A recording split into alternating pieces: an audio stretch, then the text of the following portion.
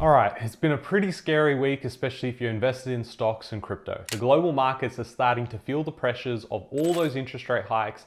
We're starting to see cracks in the system, and now it's affecting you directly because you might be invested into ETFs or shares, and you might be looking at your super balance and it's declined quite a bit over the last couple of days. Let's make meaning of this and relate it back to real estate, because that's the next thing that people are going to get worried about. I want to make meaning of what's happening and why interest rate cuts are on the table. And I've been saying this for the last couple of months that, guys, it's not all pretty. There are things that are cracking underneath, and at some point it's going to flick a switch, and it seems like it's happened now. So if you're interested in what my thoughts are, definitely keep watching. Hey guys, my name's Ravi and welcome back to Personal Finance with Ravi Sharma. If you're new here, smash that subscribe button because I talk about real estate, cryptocurrency, and financial freedom. Now, for someone like myself who's pretty logical about markets, when I go online and I see all these articles saying we're gonna have a war, we have global conflict, we have markets crashing, it seems like the recession is here and everyone's screwed, it does shake me a little bit. Now, it shakes me for about 1 second, and then I'm back onto doing what I need to do, because I always try and prep for both scenarios. If the market comes crashing down, what have I got in terms of plans? And if the market continues booming up, what are my plans? This is how you need to approach it. And this is why having a robust strategy rather than just, hey, here's my acquisition plan, I'm gonna buy this every single year and this is how I'm gonna do it, doesn't really work in a dynamic market like we have right now. So let's make meaning of what just happened. Why are the markets crashing? And then how does this actually affect interest rates, and how does it affect housing prices? Because you might be surprised with what the economy can do versus what the market can do. Because the economy can puke and the markets can die. I don't know how you would puke and die, but it could be quite serious on the markets front. And equally, you could have the economy looking tragic, but the markets could stay irrational longer than you can stay rational. So with that, let's jump in. Now, the latest data from the US has suggested that unemployment is going up, the jobs data is not looking good, and therefore we're gonna see a recession. And because of that, we need to have rate cuts immediately. And now all the market makers are suggesting that the Fed is gonna cut, and they're gonna cut a few times in 2024. So the next question to that is, okay, well, that's what the US is doing. How does that affect Australia? Now, one of the things that you can consider in this is the currency. I'm going to try my best to simplify this and not make it boring at all before I get into the real estate prices. So if you think about this, the Fed, who is basically the central bank like the RBA in Australia, the Fed will go and control interest rates. So they will say, okay, we need to cut, and it looks very, very likely that they will do that at the next meeting in September. So you go, we're going to cut our interest rate, which means suddenly their currency becomes weaker relative to what we have because we've stayed strong. If we don't make the same cuts that, say, the US make, our economy will provide a greater return. So if you think about it with bonds and yields and things like this, all jargon at this point, it just means that if our interest rate is at 4.5%, if they're reducing their interest rates, it means that foreign money will come into countries like ours because they say, hey, I can get a better return here, so I may as well go there. Now, the flip side could also happen, and that's what we had seen, where our interest rates weren't rising as fast as what the US was, and that's why we've seen the AUD be really weak relative to the USD. Now, in times of turbulence and volatility around the world,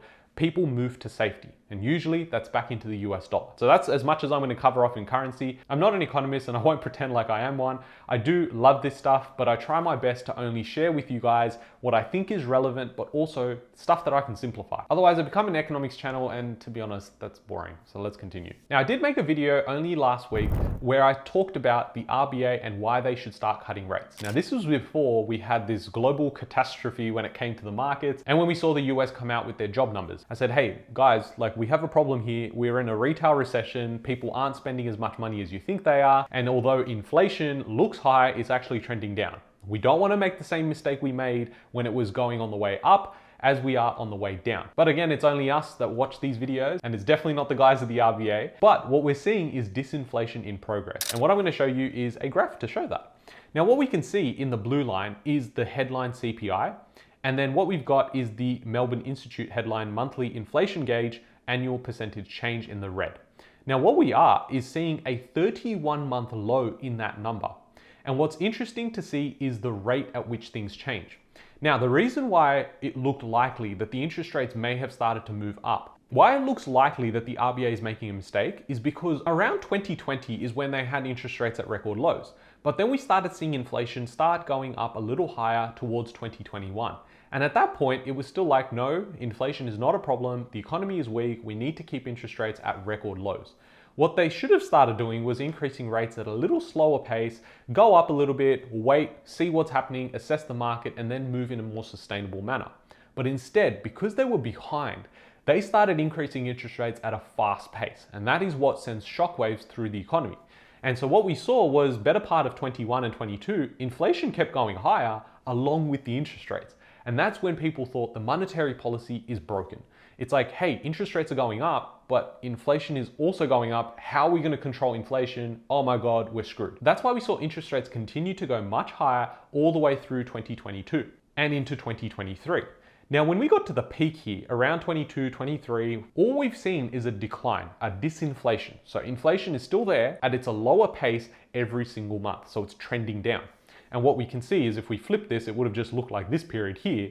And if you think about it, at that period, now with hindsight, you would say, probably makes sense to have gone and increase interest rates very slowly. Well, why are we thinking any different now? What we're going to see in this next phase, according to all the data that's out there and people much smarter than I, are saying that if we start cutting interest rates, they're going to have to cut them quickly if they want to see any sort of effect. And if they want to do it sustainably and they go, oh, well, okay, 25 basis cuts in Christmas and everyone's happy because interest rates are going down, it's actually going to make no difference. And it would mean that we would have to see cut after cut after cut in order to see a significant difference to the inflation number. Now, why is inflation important? Well, because all of these economies around the world, they operate on debt. So the debt that you and I carry for our home loans, yeah, sounds like a lot. But when you start seeing how much debt each country carries, they need inflation in the system, because with inflation, you erode the actual purchasing power of your dollar. And that's so crap when it comes to you spending money at the grocery store. And we've all used the example, I could buy so much with my $100, now I buy nothing. Well, the same thing happens, but the benefit to someone who holds debt is amazing. Because if you think about it, that $100 worth of debt 5 years ago is not worth $100 worth of debt today. Because generally what we've seen is people should be making a lot more, everything costs a lot more, but your debt is still denominated in the dollars it was denominated in 5 years ago. So it's still $100. Perfect example for this is why house prices were like $100,000 for a house in Sydney like 40 years ago. The debt on that would be $80,000. If you never paid a single cent off, today in 2024, you would say $80,000. Like, knock that off in like a year or two. And that's exactly how things play out when it comes to inflation and debt. So that's why it's important we have that. Now, inflation in the economy means that some things are going well. And we've got that GDP growth, it's a healthy economy, things are heading in the right direction. It's often like you think about taxes. If you go, oh, I'm getting taxed a lot, that means, hey, like I'm actually making money. And that's the same sort of thing when it goes, interest rates are high. Oh, okay, well, it's high because the economy is growing and it needs to be sustainable growth. So that's why the interest rate is a bit higher. When you have interest rates low, it's actually because the economy is not doing anything. And they need to artificially stimulate something in that economy. And we've already seen what happens when the government gets involved in free market forces. Now, the other thing I wanted to show was just what happens when it comes to Australian property prices when we've seen a recession. Because that is the next big focus here. It's that, hey, we have seen interest rates go up for a long period of time, and now we're starting to see certain things tick over, where the RBA themselves may be suggesting we have interest rate cuts around the corner. Now, they at this point, at the latest meeting, came out and said nothing about interest rates. In fact, they said it was very far away. Very reminiscent of what happened when Philip Lowe came out and said, no, we're not going to have interest rate hikes for another 3 years. And what we saw in 2021 was interest rates started going up. So I'd be very careful with how I take information from mainstream media. And if you've been watching mainstream media for like the last 3 or 4 days, some really positive people around me have started feeling depressed because they're like, the world's ending, I don't know what's going to happen. And that's what you try and avoid. It's the white noise. If you forget about what's happening out there and you focus on your strategy, you say, okay, cool, I'll take in the information I need, but when I want. And that is the key to this. If you're volatile in your own emotions because you get triggered by what people are saying or what you see online, you need to be able to control when you actually attract that sort of information. Now I'm going to show you a website that I think is so important and is something that you should all learn about. It's called the RBA Rate Tracker. Now, what the RBA Rate Tracker is the RBA Rate Tracker shows market expectations of a change in the official cash rate set by the Reserve Bank of Australia. The indicator calculates a percentage probability of an RBA interest rate change based on the market determined prices by the ASX 30-day interbank cash rate futures. A lot of jargon there, but all it suggests is whether they think the interest rates will go up or whether they will go down. And you can go and check this out for yourself. But what you're going to notice here is the date, the percentage of no change, and this here would be either decrease or increase to the next target. And what we've seen is all of pretty much last week, it was 0%. up until 31st of July, where they started thinking that there's a 30% chance they could decrease to 4.1%, which would mean about a 25 basis point cut. And what we've seen that number go up to is 100% as of the 5th of August. So if we had a meeting on the 5th of August, and this is what the RBA was basing their decisions on, it would mean they would cut. And that is how close we are to an actual cut, despite what the RBA is actually saying. Now, since then, it's come down to about 50%, and I suspect that we're not going to see a cut till much later this year, and it's probably going to be just before Christmas. Now, the other thing you can see is the ASX 30-day interbank cash rate futures implied yield curve. Whoa, that's a mouthful. And what this suggests is a forward-looking approach on where they think interest rates will be over the next sort of 18 months. And what this is suggesting is in Jan 26, we should see rates about 100 basis points lower than where we are today. Now take this with a grain of salt because this does fluctuate a lot, and depending on what day you see it, it'll either be higher or it'll be lower, so you can't take this to the bank. Not even the Reserve Bank of Australia will bank this in. Now, if we do see a downturn, we can see interest rates cut and unemployment goes up, so we're going to have to see more cuts to stimulate the economy. But what happens to property prices? Is this still a good time to be buying? And if not, when should I be buying? Well, here's a graph, and it shows you the times between market peaks over the last 43 years, and the average is 4 years. Now, let me break that down. Now, we're going to focus on two things, is what happens when there's a recession to property prices, and when do we think markets will actually peak? So if you look back here in 1981 to 1984, it was a period of 4 to 3 years. Then the next peak was 4.5 years later, the next peak 4.25 years later, then after that 4.75, and so on. We did see the market from 2002 to 2008 being 6 years being the next top. Now these red bars, what they're suggesting is not the price of the property, it's actually suggesting how much percentage gain the properties actually had. So although the peak here in 1993 looks much lower than 1989, it's not that prices went down during that time, it's just the percentage change was a lot lower during this period in 1993 than it was in 1989. Now, let's move forward to where we are now. We saw the last peak in March 2022, which was 4.5 years before the last peak. Now, mind you, this is averages. So it could be 3 years, it could be 7 years, nobody really knows. But if we use an average of 4 years from now, we could probably see the peak in real estate prices in March of 2026, a number that would also line up really well with the 18.6 year cycle. Now, in my personal opinion, based on everything we've seen so far and what is about to come in this next phase, I think prices probably peak closer to 2027 and 2028. So if you're in the mindset going, oh, well, the market's going to collapse in 2028, then it means today is still a good price to buy.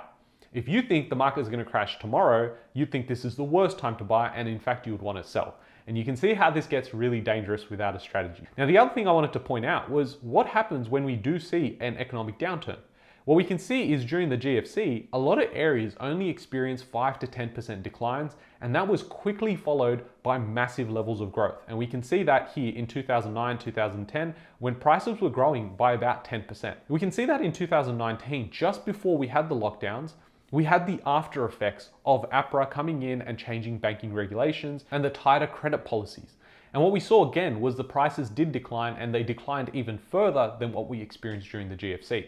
And for a period there in 2023, we did experience Sydney and Melbourne go down in prices, but we started to see that big shift back up, and this was largely driven by the interest rates having increased during such a short period of time.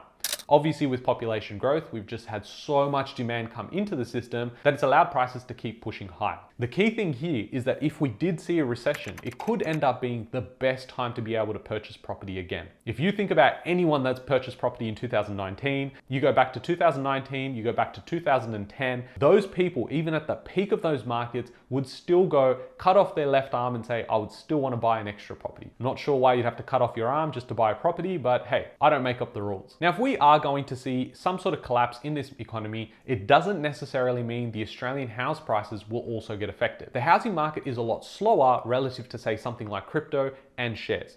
With crypto, it's 24/7. So if it starts crashing tonight, people can sell tonight sitting in their bedroom. If you're looking at the share market, it operates during certain hours depending on which market you're working in, whereas housing takes like 6 to 8 weeks minimum to be able to transact on anything. So if you think about how long it would actually take for people to sell their houses, it takes a lot longer. And before people sell their houses, they will go and reduce everything else in terms of lifestyle before they have to do that, because having stocks, having crypto is not a necessity in life, but you need shelter.